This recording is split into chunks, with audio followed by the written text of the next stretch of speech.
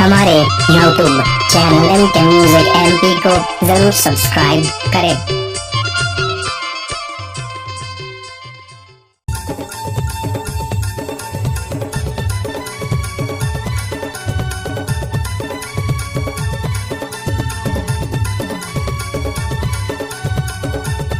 DJ Mukesh exclusive. अरे ओहरे ये जी छोड़ी दारू वाली जी, अरे एक बोतल दारू मुके दे हाली जी। अरे हाय रे ये जी छोड़ी दारू वाली जी, एक बोतल दारू मुके दे हाली जी। नोन मर्जी धारे हाओ नहीं दो लागे चिकना, नोन मर्जी धारे हाओ नहीं दो लागे चिकना। अरे 100 रुपया भाव चलते ते हर ले में कतना दे देते मुके एक डोले जी। अरे हाय रे ये जी छोड़ी दारू वाली जी, एक बोतल दारू मुके दे हाली जी। अरे हाय रे का थोड़ा पीने वाला का पाछू दारू पहली पैसा निकाला जी। हाय रे का थोड़ा पीने वाला का पाछू दारू पहली पैसा निकाला जी। ठेके के पीछे दारू दे थोका दे पैसा, ठेके के पीछे दारू दे थोका दे पैसा। एक बोतल पर बाइक नी दे थोका दे तो हमेशा बात निकाला जी।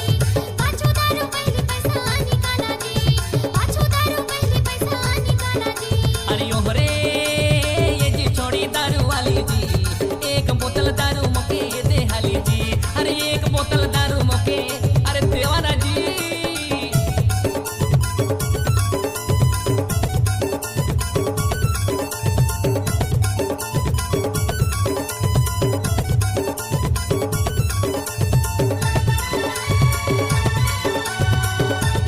DJ Mukesh exclusive. सांझ बिहाने ये गली में करथाना न जाना जी, करथाना न जाना। कल परों पिए रहे नहीं दो पहचाना जी, नहीं दो पहचाना।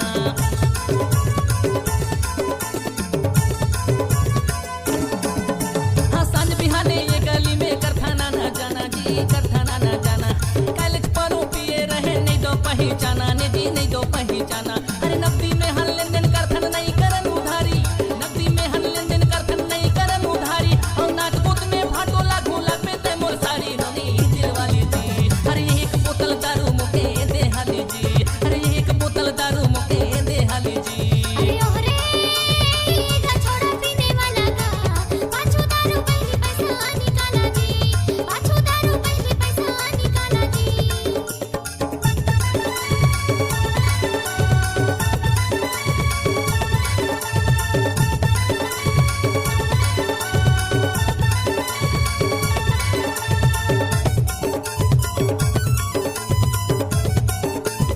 DJ Mukesh exclusive. पार पड़ोसी सब बताही मार रखे मोर चोखा जी, मार रखे मोर चोखा।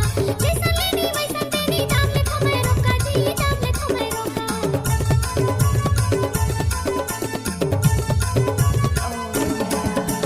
पार पड़ोसी सब बताही मार रखे मोर चोखा जी, मार रखे मोर चोखा।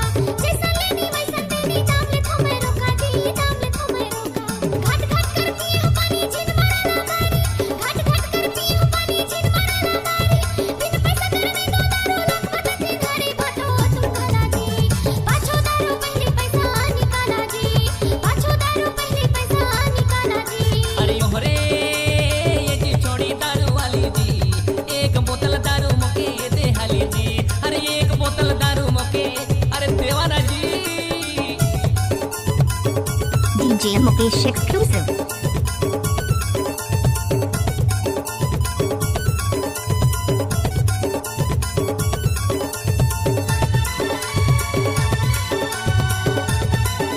DJ Mukesh exclusive.